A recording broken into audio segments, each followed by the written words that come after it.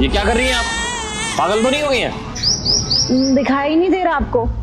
इस बच्ची को तालाब में फेंक रही हूँ। अरे आपका दिमाग तो नहीं खराब हो गया है? आप इस बच्ची को तालाब में क्यों फेंक रही हैं? क्योंकि मुझे ये बच्ची नहीं चाहिए, इसीलिए मैं इसे तालाब में फेंक रही हूँ। और आप मुझे अपना काम करने दीजिए, आप जाइए अपना काम करिए। अरे आपका दिमाग खराब हो गया है क्या?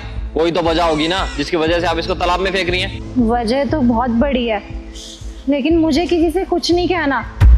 बस मैं जितना जल्दी ये काम करूं वही सही है, वरना उसके बाद मेरी हिम्मत नहीं होगी ये सब करने की।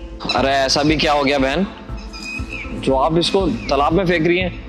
जरा सोचिए तो, इस छोटी सी बच्ची का कसूर क्या है? अगर कोई बात है तो आप मुझे बता सकती हैं, क्या पता मैं आपकी मदद कर दूं। अरे आप रोइए मत, देखिए अब आप मुझे बता सकती हैं कि बात क्या है। दरअसल बात ऐसी है कि मैंने भाग के शादी करी थी, वो भी अपनी पसंद से। उसके बाद मैं अपने घर भी नहीं गई कभी, और ना ही मेरे घर वालों ने मुझे एक्सेप्ट किया। सब कुछ सही चल रहा था हमारी जिंदगी में। फिर हमारी छोटी सी बच्ची हुई, उसके बाद से उस आदमी का बर्ताव चेंज हो गया।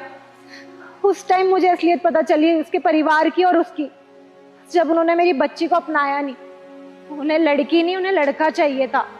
मैंने उन्हें बहुत समझाने की कोशिश करी कि ये तो भगवान की देन होती है, हमारे हाथ में थोड़ी है कुछ भी, लेकिन उन्होंने सुना ही नहीं, ना ही बात मानी मेरी। उन्होंने मुझसे कहा कि इस बच्ची को कहीं छोड़ा या मार दे, क्योंकि ये जिंदा रही ना तो बड़े होके हमारे लिए बदनामी बनेगी, बोझ रहेगी हमारे सर पे।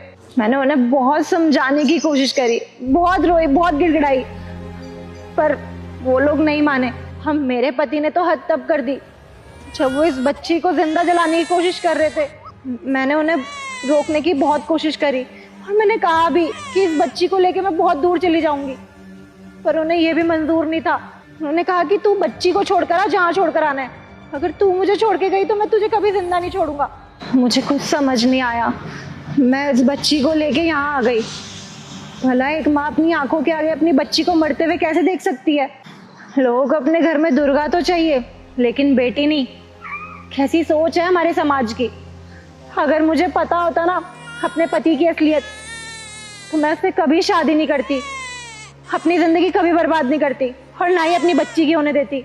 अरे तो आपके साथ जब इतना सब कुछ हो रहा है तो आप इस बच्ची के साथ ऐसा क्यों कर रही है?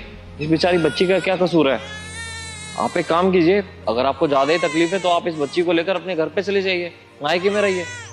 भैया लगता है आपने सही से सुना नहीं। मैंने आपसे कहा ना कि मैंने भागकर शादी करी थी। अरे मैंने शादी